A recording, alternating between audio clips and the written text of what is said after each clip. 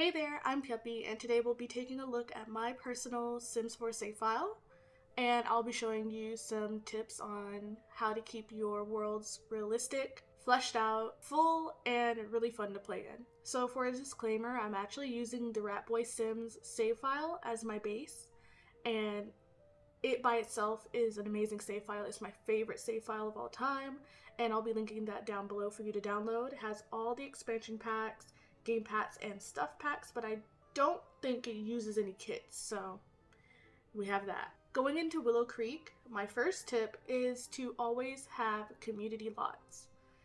I know it's really easy just to have a bunch of residential lots because everyone makes houses and houses are really pretty and everyone wants big mansions all over the place, but have a good amount of community lots and designate some lots to be for other things other than living in. Sure, your Sims live in houses, but they need things to do outside of their house too. My big four that I put in almost every single world that I play in is a park, a restaurant, a bar, and a gym. I feel like those four things are the main things that you need in any world. Especially for a park, it's always good for rags to riches. It's good for people to actually go outside, have your kids play, meet other children. And you can do basically anything in the park. You have weddings, you have chessboards, outdoor activities, sometimes fishing. And it's a really great space to skill build whilst also meeting new people in your neighborhood.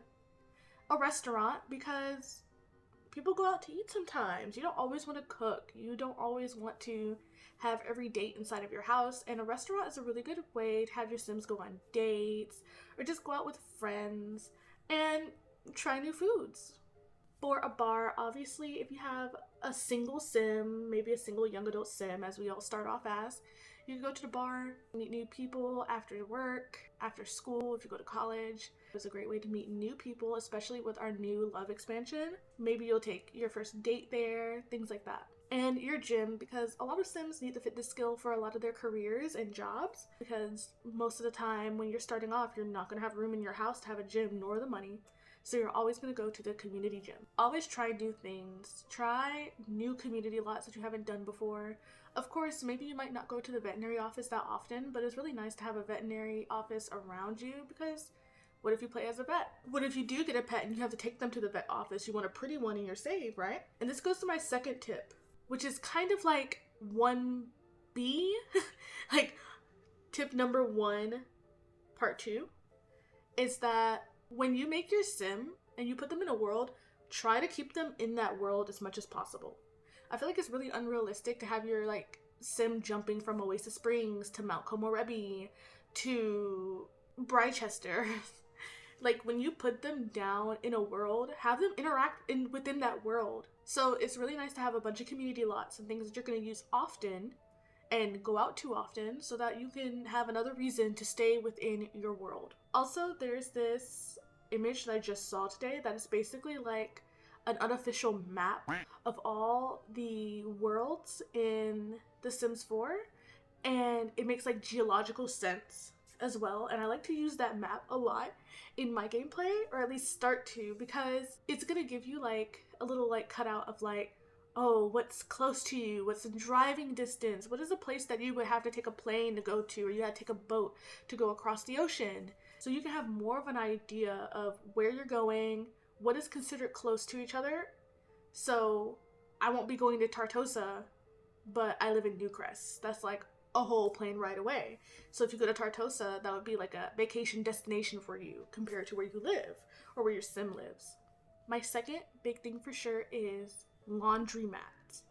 People do not make enough laundromats for their Sims, but I feel like it would make gameplay so much more realistic. If you start off in a starter home and you don't have a washer and dryer, but you want your Sims to have the responsibility of washers and dryers or washing their clothes, then you should put a laundromat down in their world for them to go to at least weekly. So here we have the Oasis Spring Laundromat by simblr that I'm using in Oasis Springs, obviously, and I think it's so cute. And yet again, another community lot to add realistic gameplay, because realistically, most people who live in apartments or in very small homes might not have laundry within their homes, so they would go out to the laundromat to do their laundry. So as long as you have a laundry basket. You will accumulate laundry, you can put it in your inventory, and then you can take it over here to be washed. Comes with bathrooms, little sinks, vending machines so that you can wait for your laundry. And maybe you can bring your own laptop. Maybe you have a sim that's in college and they have to bring their laptop to do some work while they're waiting for their laundry, or whatever else the case might be. Maybe it's a teen sim who has to do homework. You bring your homework and you're able to do it at these desks. It's just so cute. And it's another thing that I feel like we should be doing more often. We need laundromats. You have to have your sim go to the laundromat. Look at here, we got chessboards. They have the telescope, skill building objects. Like, you have no excuse not to have this laundromat in your game. Here we have Jasmine Lanes. In the original Rat Boy Sims save file, the bowling alley was all the way over here, but I ended up replacing it with a gym. And here it's just a bowling alley, categorized as a bar, but it still functions as a bowling alley. I'm gonna be honest with you, I don't have a bowling anywhere else in any other world, but I just love this lot so much that I had to keep it. So I love to have sims that come out, maybe they'll have like a date night or a family night even, and they'll come do some bowling, some Friday nights, Thursday night, any night. And remember, you can still have clubs that do primarily bowling, so you can have a bowling club that comes and they do bowling on certain nights. And then they have a little arcade section, and I think that is so cute. This is really like an all ages establishment. You can like do anything you want here. You can have teenagers that come here just to like have fun for the Friday night after school, things like that. I think another big tip of mine is that the club system exists. Use it. Use it. Make clubs, especially when you're using it with high school years. I feel like the high school years clubs, you don't even do anything in them. Like, I feel like they're just not the same as the potential that you can get out of using get-together clubs. When you use get-together, you can make a club for basically anything. And from what I've known, they've always updated the club options with new traits, new hobbies, new everything comes into the club system every time you have a new pack or a new update. So if you have teens or you have children, you can make a club specifically for them to do art. Or you can make a club specifically where they just play chess. You can make a chess club artificially. And that doesn't require any mods. You can just make a chess club, go to the park where all the chess tables are, get all the teenage sims that want to play chess, and there you go. Chess club is happening at the school, at the park, wherever you want it to be. And you can do your own little role play and be like, oh, my teenage sim is participating in a chess tournament at the park. And that's like a really just cute way to keep your gameplay fresh. Add new attributes to your sims that you may not have thought about before. I think clubs are one of the biggest, most like potential, like our biggest asset. And we don't remember. We don't use clubs, and it's such a big asset for us to use to have more realistic gameplay. Bake sale! You can make a bake sale, an artificial bake sale! I think another big part of realistic gameplay is remember that rental lots exist. I've deleted a lot of rental lots out of other places, but in Sulani, Tartosa, maybe even Windenburg or Mount Komorebi, I keep some of the rental lots because I feel like those are actually places. They're considered destinations, at least where I usually put my sims.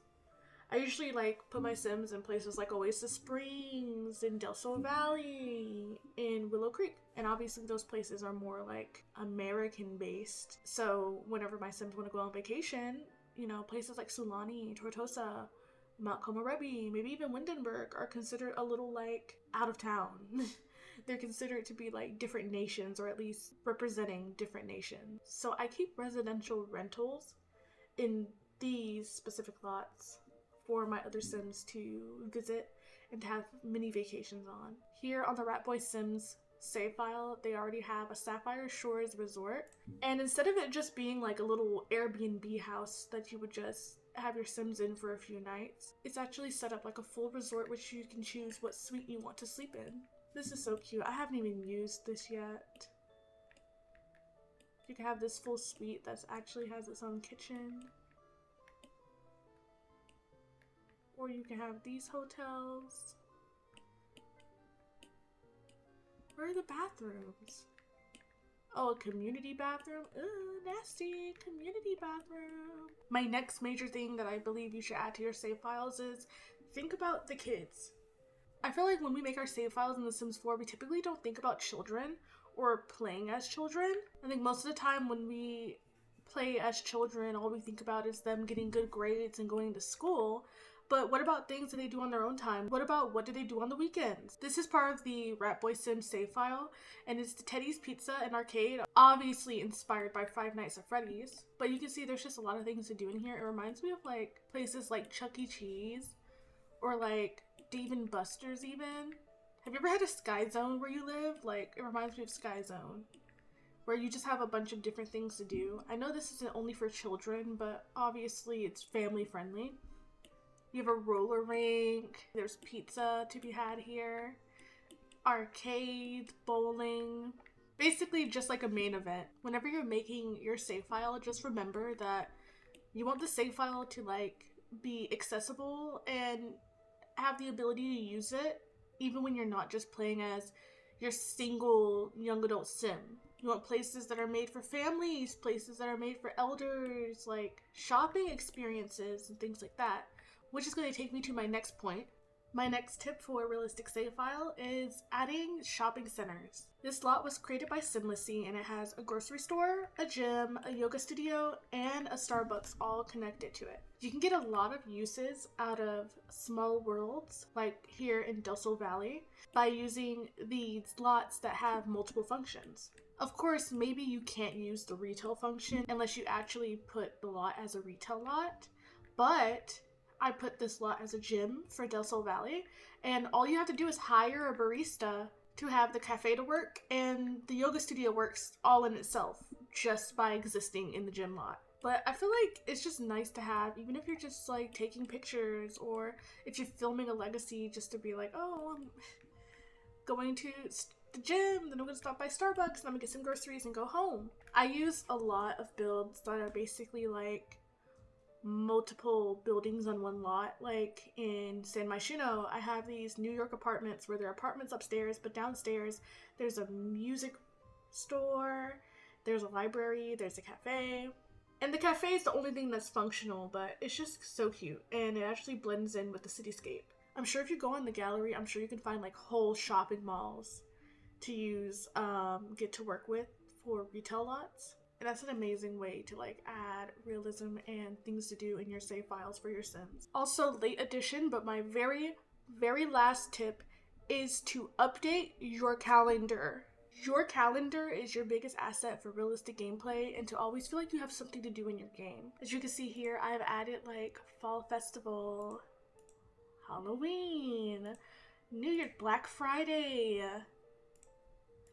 Fitness Day, Spring Cleaning, beach vacation, things like that.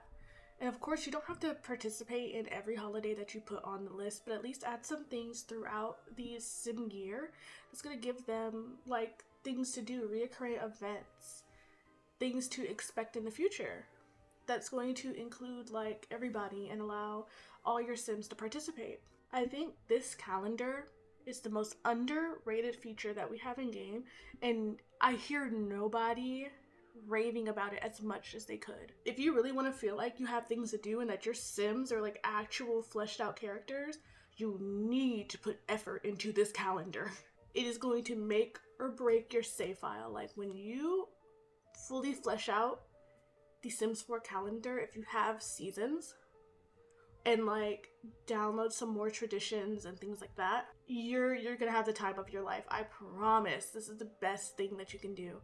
And of course, like, no one talks about it because of, you know, everyone talks about the builds and things that you can add in lots, but in gameplay, this calendar is so helpful in having your Sims prepare for certain holidays that might be their favorite, that might correspond with some of their hobbies. Like here on Beach Vacation, you can have people who love the outdoors and that are going to go fishing, and that's their chance to catch exotic fish if they're just really into fishing and they want to go out of their home town to catch new fish that would never be native to their area.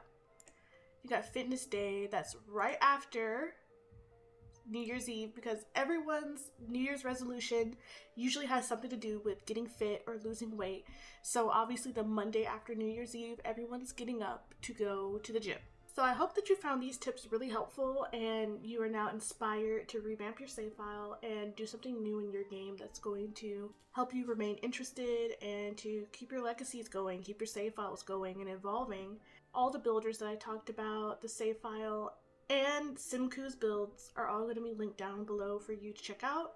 And thank you so much for watching. Hope to see you soon. Bye bye.